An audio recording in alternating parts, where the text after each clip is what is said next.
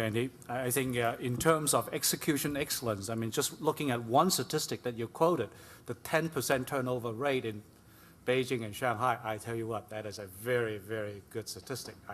I can tell you from our Deloitte's own experience, our turnover rate is higher than that.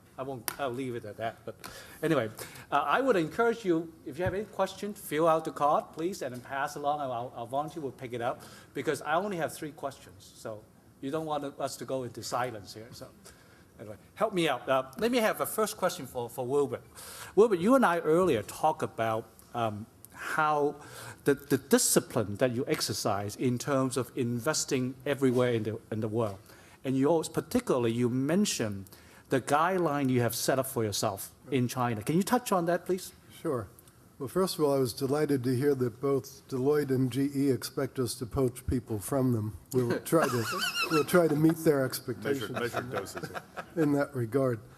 You know, when we go into various parts of Asia, we recognize very much that it is a relationship-based society, and we also recognize that we're at best guests in the country.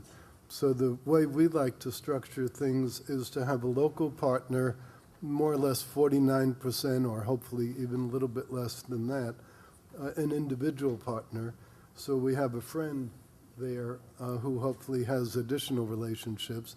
And then we get the local banks to lend 60%. In the States, we don't borrow very much at all, but in China and Vietnam and places such as that, where the legal system is not quite as well developed as back here, we like also to have a bank that has a stake in us, so that now we have the bank's relationships, we can try to deal in our local partners.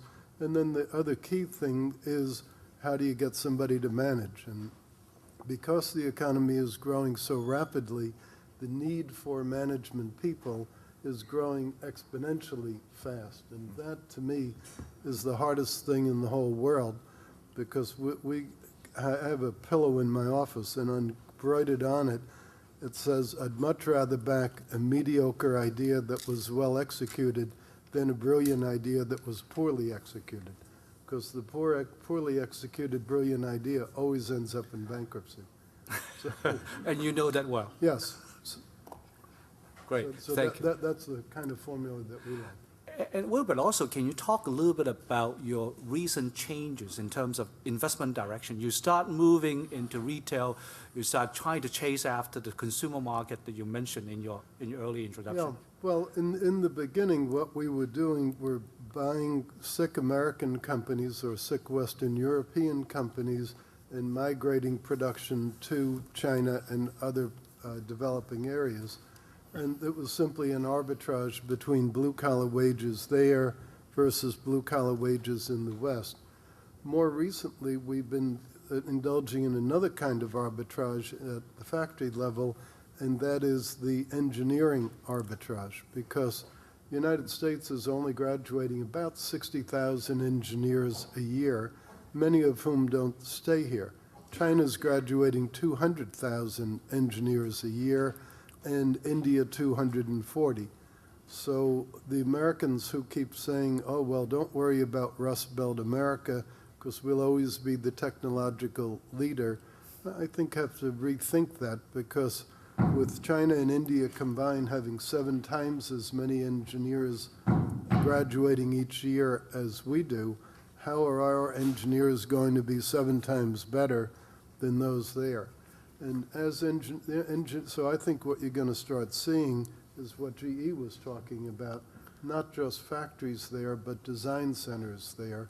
And particularly as the government rolls out and as private sector language teaching, English language is now $1 billion industry in China. So as they overcome the language barrier, I think that's been the main thing that led India to being so big in outsourcing and engineering and such, was they happen to share a common language with us. So retail, we think, really is finally starting to come.